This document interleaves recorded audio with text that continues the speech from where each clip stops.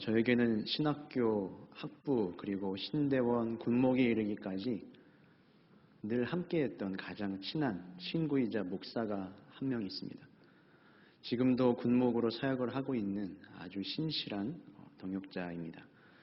그런데 한날은 이 친구가 왜 그랬는지 아직도 모르겠는데 저희 교회 홈페이지를 들어와서 업로드 되어 있는 제 설교를 들었다는 겁니다.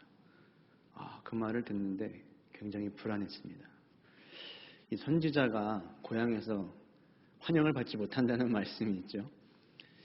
근데 친구인 목사, 거의 10년 넘는 시간을 함께 동고동락했던 이 친구가 그렇게 내 말씀, 하나님의 말씀을 전했지만 그 설교를 듣는다고 하니 이 마음에 참 불안함과 곤란함이 밀려왔습니다.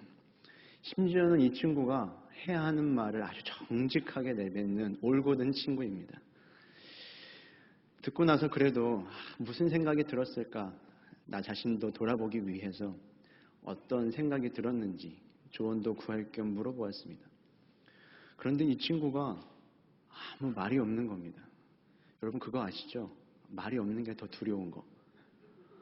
아무 말이 없어서 재차 물어봤습니다. 그래도 뭔가 한마디 해줄 수 있는 게 있지 않을까? 그랬더니 다른 이야기는 없이 딱 한 가지를 이야기했습니다. 그것이 무엇이었냐면 이거예요. 제가 설교할 때 얼굴이 너무 굳어 있으니까 조금 웃으라는 거였습니다. 제가 좀 그런가요? 근데 사실 저는 거기에 대해서 할 말이 조금 많았습니다. 왜냐하면 그 친구가 들었던 그 설교가 작년 사순절 5번째 주일의 설교였습니다. 5번째 주일은 고난주간 바로 전주죠.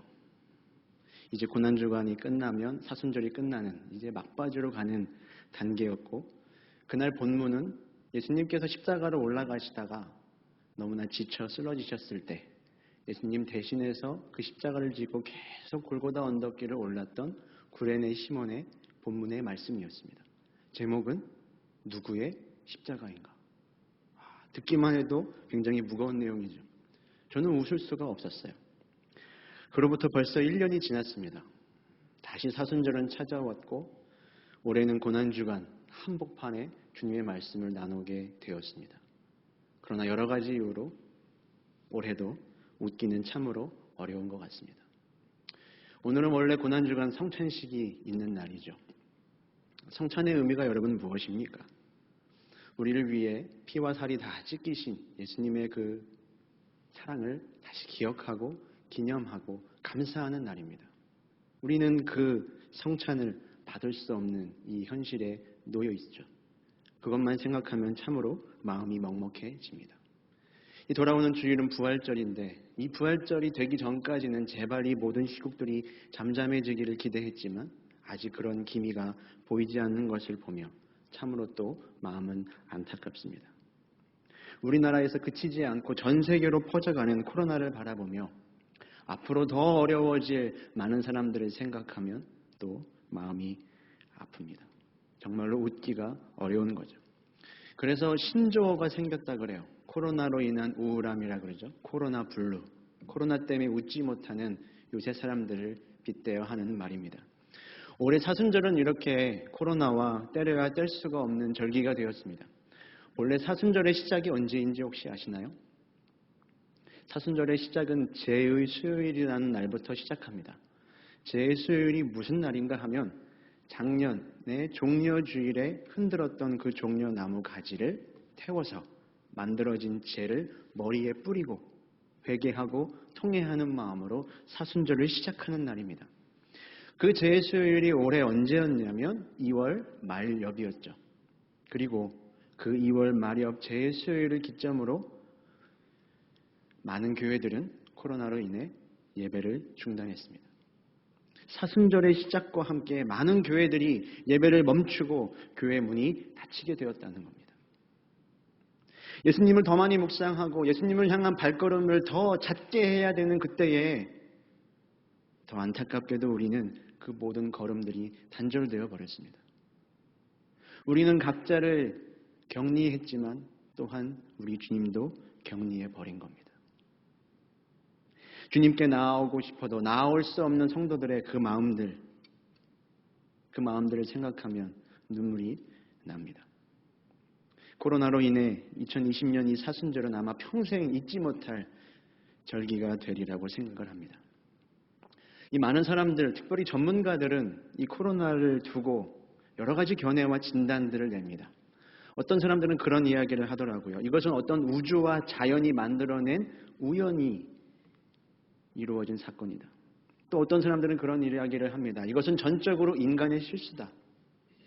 또 어떤 사람들은 그런 이야기를 하죠. 이것은 하나님의 진노이자 뜻과 심판이다. 왜 분명한 같은 사실을 두고도 이렇게 다양한 해석들이 존재하는 걸까요? 여러분, 그것은 바로 무엇의 차이 때문이냐 하면 세계관의 차이 때문입니다. 세계관이라고 하는 것, 세계를 바라보는 관점, 세계를 바라보는 이 관점의 차이가 이런 해석의 차이를 만들어냅니다. 내가 어떤 세계관을 가지고 있냐에 따라서 같은 사건을 바라보더라도 해석과 바라보는 반응이 달라진다는 거죠. 코로나가 재앙이라고 하는 사건에는 이견이 없습니다. 그러나 내 세계관에 따라서 이 재앙에 대한 해석이 달라지고 해석의 차이는 때로 갈등을 빚어내기도 합니다. 그렇다면 우리가 믿고 있는 이 기독교 세계관, 기독교적인 세계관이라고 하는 것은 무엇일까요? 아주 긴 이야기가 될 수 있지만 짧게 설명을 해보자면 이런 겁니다. 우리 예수님께서 십자가에 달려 돌아가셨습니다. 그리고 며칠 만에, 3일 만에 부활하셨죠. 그런데 이 사건을 두고도 과학적이고 실증적인 세계관을 가지고 있는 사람들은 이런 해석을 합니다. 아니, 어떻게 인간 예수가 십자가에 달려 죽었다가 살아날 수 있는가? 어떻게 그러한 일이 가능했는가? 사실은 죽은 것이 아니라 기절한 것이다.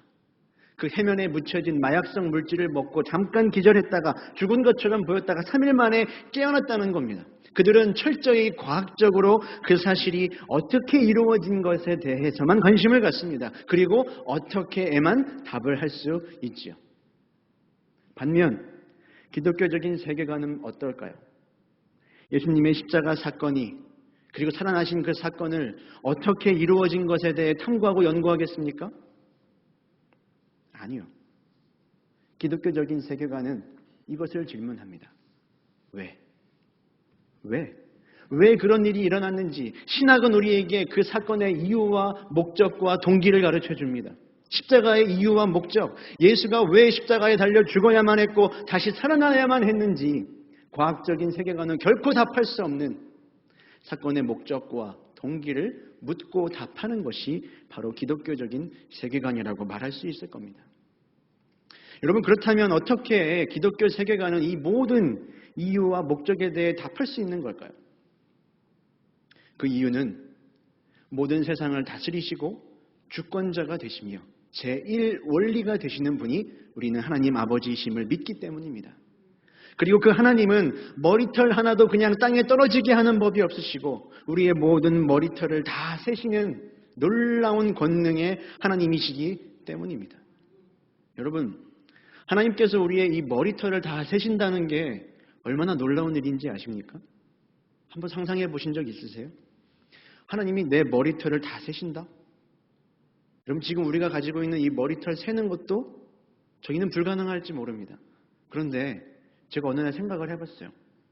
이 머리털이라고 하는 게 아침 다르고 저녁 다르지 않나요? 아침에 빠졌다가 또 생겨나는 것을 수시로 반복합니다. 뭘 이야기하는 거겠습니까? 하나님이 한 번 우리의 삶을 보호하시고 다스리고 돌보시는 걸로 끝나는 게 아니라 아침과 저녁으로 수시로 늘 우리의 삶을 다스리시고 돌보고 계시다는 거죠. 그러니 세상 만사 하나님의 목적과 뜻과 허락 가운데 있지 않은 일이 없다는 거죠. 그래서 기독교적인 세계관은 바로 그 하나님 앞에 항상 왜를 묻는 겁니다. 하나님, 왜 이런 일이 있습니까? 하나님, 왜 이런 일이 있어야만 하는 것입니까? 우리가 코로나로 인한 이 고통 가운데도 먼저 기독교적인 세계관으로 질문할 수 있어야 합니다. 그런데 많은 사람들은 어떻게에만 관심을 갖습니다.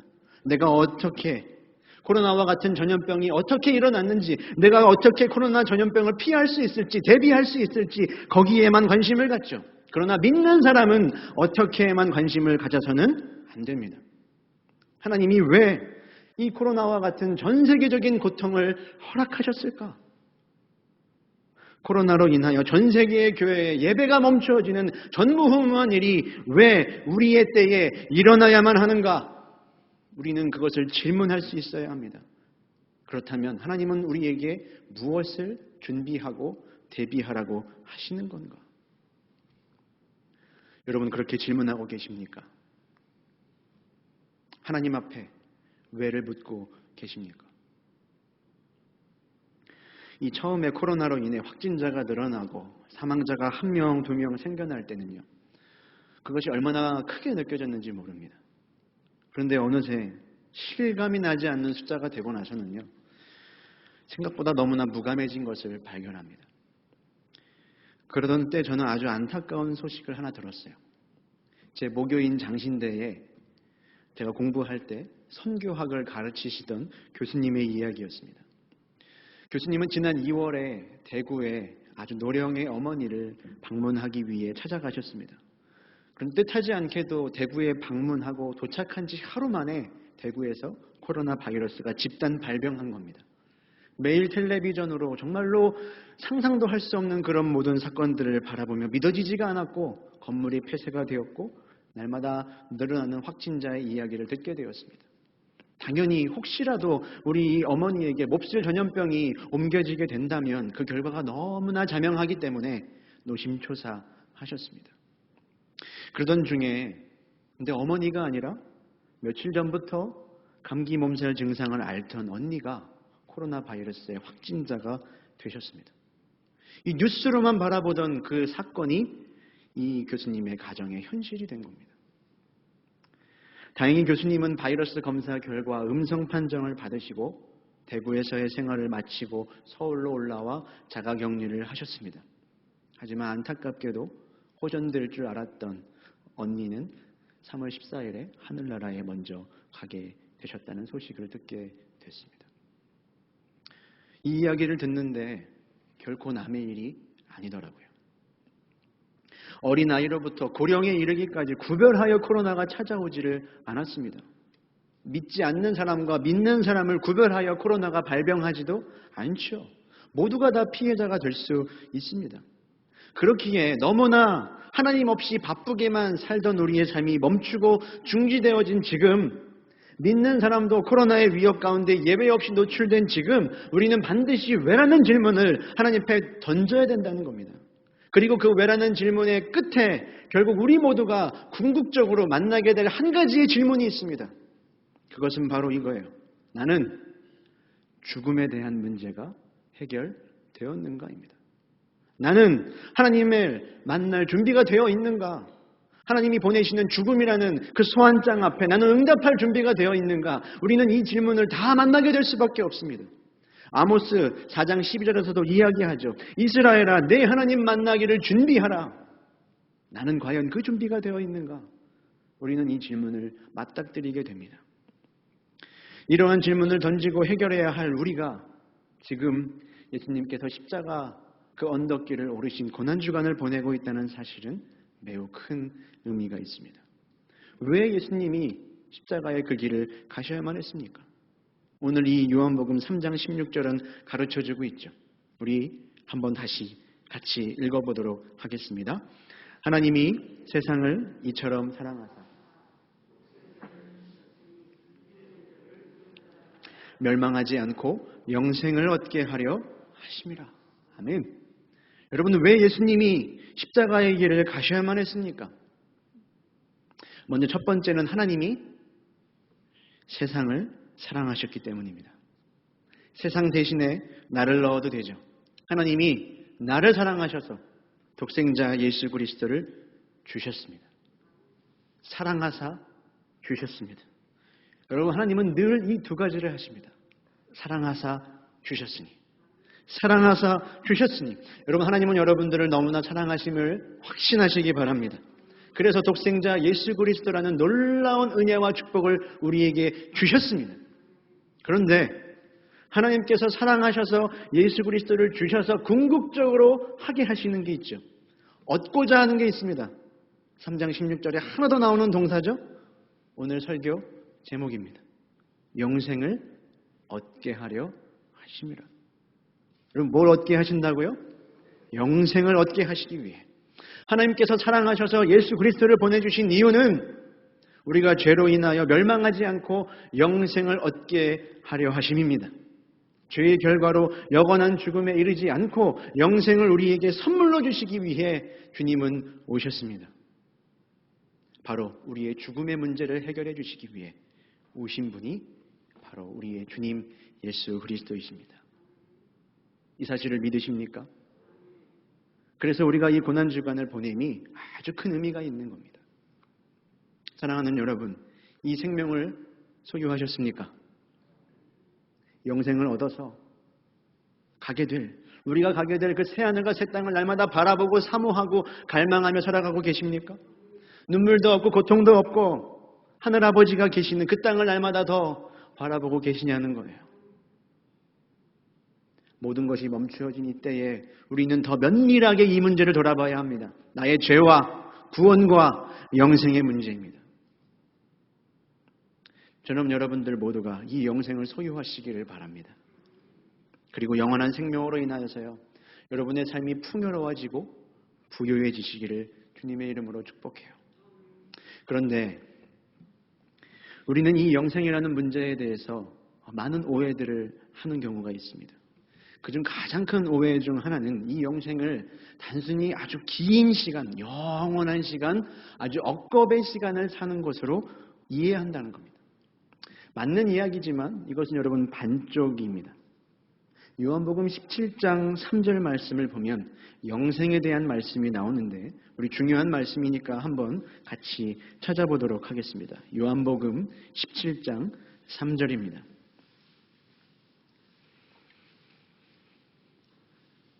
같이 읽겠습니다. 영생은 곧 유일하신 참 하나님과 그가 보내신 자 예수 그리스도를 아는 것이니이다. 아멘.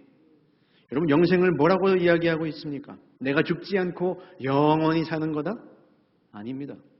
영생은 하나님과 그가 보내신 예수 그리스도를 어떻게 하는 거예요? 아는 거예요. 여러분 하나님은 우리 인간들처럼 시간에 갇혀 살아가시는 분이 아닙니다. 시간을 초월하셨고 시간은 밖에 계시며 시간에 구애받지 않는 놀라운 하나님이시죠.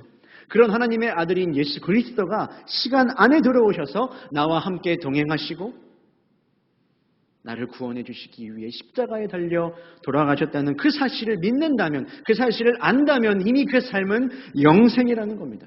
그 예수와 동행하는 삶은 이미 영생을 누리고 있다는 거죠. 영원한 분이 나와 함께 하시니 그분을 알게 되니 내 삶도 영생이 되는 겁니다. 그렇기에 죽음 이후에 영생을 살아가는 게 아니라 죽음 이전에 우리는 이미 이 영원한 삶을, 영원을 누리며 살아갈 수 있습니다. 그리고 죽음으로 모든 것이 종결되는 것이 아니라 그때는 이제 사랑하는 하늘의 아버지를 대면하여 만나 우리의 영생이 완성되는 겁니다. 지금은 거울로 보는 것처럼 희미하지만 그때는 얼굴과 얼굴을 대면하여 보며 주는 내 안에, 나는 주 안에 거하게 될 것입니다. 이 영생에 대한 이야기를 우리가 잘 아는 찬송가 436장 나 이제 주님의 새 생명 얻은 몸이 노래하고 있는 겁니다. 나 이제 주님의 새 생명 얻은 몸 옛 것은 지나고 새 사람이로다.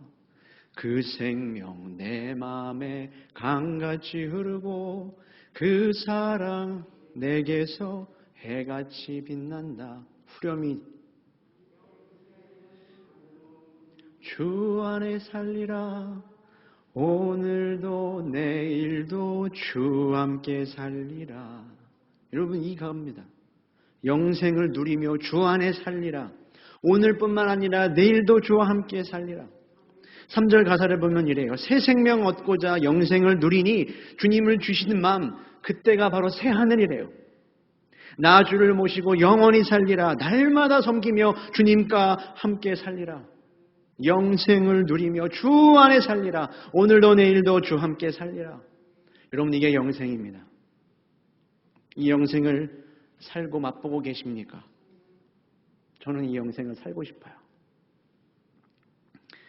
모든 것이 멈춰지고 중지된 것 같은 이 시간을 그 하나님의 영원한 시간과 잇닫고 싶습니다. 만약 이 자리 가운데 이 영생을 아직 모르고 누리지 못하고 계시는 분이 있다면 오늘 이 한 절의 말씀을 통해 그 영생을 마음 깊이 받아들이는 크신 은혜가 있으시기를 바랍니다. 우리가 매 예배 때마다 사도신경에서도 고백하지 않습니까? 나는 성령을 믿으며 거룩한 공교회와 성도의 교제와 죄를 용서받는 것과 몸에 부활과 영생을 믿습니다. 이 입술의 고백이 우리의 심령의 고백이 되어야 합니다. 또한 만약 이 자리 가운데 나는 이미 영생을 소유하였습니다. 나는 영생을 살아가고 있습니다. 고백할 수 있는 분들이 있다면 저는 여러분들에게 또한 도전하기를 바랍니다. 여러분, 느헤미야와 에스더 그리고 다니엘 이 세 사람의 공통점이 무엇인지 아십니까? 구약에 나오는 신앙의 인물들 맞죠? 또 하나의 공통점이 있는데 바로 시대적인 공통점입니다. 이 셋은 모두 이스라엘과 유다가 멸망한 후의 사람들입니다. 이방 땅에 끌려와 동포들은 다 노예의 생활을 하는 아주 어려운 지경에 놓여 있을 때의 사람들이라는 거죠. 하지만 이 세 명의 사람들은 특별한 하나님의 은총으로 느헤미야는 술 맡은 관원으로 왕 옆에서 비서실장 같은 높은 지위를 차지하고 있었습니다. 에스더는 또 어떻습니까? 왕의 호의를 받아 왕의 눈에 들어 한 나라의 왕비가 되었습니다. 다니엘은 그 나라의 왕조가 수도 없이 바뀌어도 항상 굳건하게 높은 지위를 유지하던 사람입니다. 모두가 노예로 비참한 생활을 하고 있을 때 이들은 남들보다 하나 더 가진 것이 있는 사람이었습니다. 사랑하는 여러분, 혹시 다른 사람보다 내가 더 하나 가진 것이 있습니까? 내가 남들보다 하나 더 가진 것, 여러분 그것이 바로 사명입니다. 거기에 우리의 사명이 있습니다. 느헤미야가 수산궁에서 편하게 홀로 지내지 않고 자신이 하나 더 가진 그 위치를 걸고 예루살렘에 돌아와 성벽을 재건하여 이스라엘을 회복합니다. 에스더는 어떻습니까? 이스라엘 온 동족이 말살될 위기 앞에서 하나님, 내가 죽으면 죽으리이다. 내가 왕비가 된 것이 이때를 위함이 아닙니까? 왕 앞에 담대하게 나아갑니다. 다니엘도 높은 고위직 자리에서도 항상 하나님을 향한 신실함과 거룩함을 잊지 않으며 모든 동족들에게 위로와 용기가 되었습니다. 여러분, 남보다 하나 더 가진 것, 그것이 사명입니다. 다른 사람이 가지지 못한 것, 하나님을 알지 못하는 사람은 소유하지 못한 것, 그러나 우리는 가진 것, 우리가 가진 것에 이 시대를 향한 내가 해야 할 사명이 있습니다. 영생을 소유하셨습니까? 우리는 다른 사람보다 분명히 하나 더 가진 인생인 줄로 믿습니다. 죽음 앞에 두려워하며 벌벌 떠는 사람들과는 달리 영원하신 하나님과 예수 그리스도를 아는 죽음의 문제를 해결한 하나 더 가진 사명자가 바로 우리라는 겁니다. 여러분, 그 하나 더 가진 것으로 뭘 하시겠습니까? 예수 그리스도를 믿고 죄를 용서받아 그분을 알아가며 우리는 이제 다른 삶을 살아갈 책임과 사명이 있습니다. 시대의 현실의 어려움 가운데 우린 뭘 해야 할까요? 모두가 불신하고 불안하고 불평하는 이 시대 가운데 하나님이 나에게 이 영생을 주신 이유는 뭘까요? 모든 교회가 예배를 멈추어진 이때에 이 예배를 소유하고 예배를 지키기 위하여 눈물로 애쓰는 목사님과 수소교회를 우리가 섬기고 예배하며 기도할 수 있는 이유는 뭘까요? 우리가 먼저 개인의 죄를 회개하고 민족의 죄를 회개하며 주변을 돌아보고 살피고 다시 무너진 데를 수축해야 할 그 책임과 준비가 우리에게 놓여 있는 건 아니겠습니까? 짐 엘리엇이라는 선교사가 말했습니다. 영원한 것을 얻고자 영원하지 않은 것을 버리는 것은 결코 어리석은 일이 아니다. 이 고난주간을 보내며 하나 더 내가 받은 사명으로 무엇을 해야 할지 하나님 앞에 기도하며 답을 구하고 헌신할 수 있는 저와 여러분이 다 되시기를 주님의 이름으로 축원합니다.